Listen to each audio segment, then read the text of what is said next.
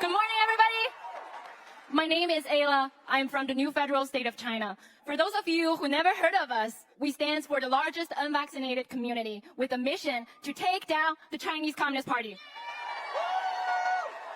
We are survivors of the Chinese Communist government. We are survivors of the CCP virus. And for people who fled from a communist regime to America, they're looking for freedom. But I fear that the communism I fled has reached to the freedom land I stand. In 2017, Miles Guo, the CCP #1 enemy and the founder of the new federal state of China, was invited to be interviewed by Voice of America. Mr. Guo's interview was scheduled to last long 3 hours, and in which he was going to expose massive corruption around CCP top officials and their family members. Sarcastically, officials of Voice of America chose to take orders from Beijing after a few calls and threats of the Communist Party.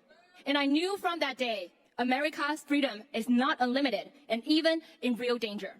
3 years later, in 2020, the Chinese Communist Party had released the CCP virus, which resulted in the largest pandemic that America had ever experienced. So let's do some math here. How many casualties did America suffer on 9/11?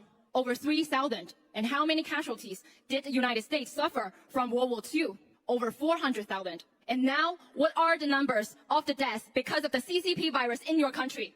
Over 1.1 million. The CCP virus has killed 3 times more Americans than World War II. And that's not the end of it. How many more Americans will become victims of the CCP virus vaccines? These vaccines were developed and created and promoted by the world's largest pharmaceutical groups who have been colluded with the Communist Party for years. And what's even worse, the CCP is under building new illegal P3 and P4 labs now in the world. During China's COVID lockdown, the Communist Party cut off electricity and internet to prevent people from seeking help or simply telling the truth to the world.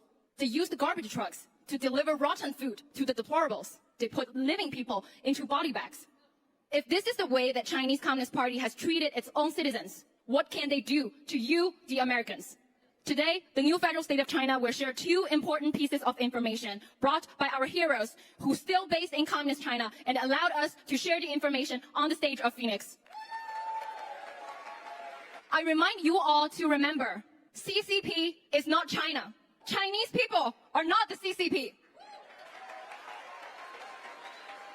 We, Chinese from the new federal state of China, are seeking to overthrow the Chinese communist dictatorship by telling the world the truth.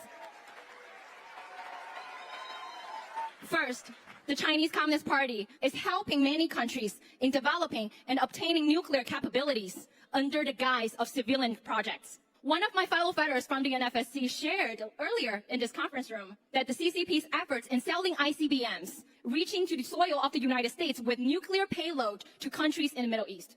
And second, the Chinese Communist Party has been entered spy communication agreements with the neighbor countries of the United States. And these spy partnerships include equipping Honduras, Venezuela, Cuba, Dominica, Brazil, and Argentina with CCP technologies and personnel in monitoring U.S. military operations and communications, and all in preparation for warfare against the United States.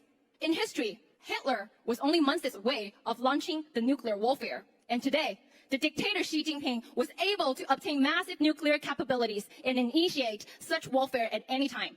It is sad and frightening reality that America's freedom and rule of law was bought by the Chinese Communist Party over the years. Major law firms in this country run to open offices in China to defend the interests of the CCP state-owned business.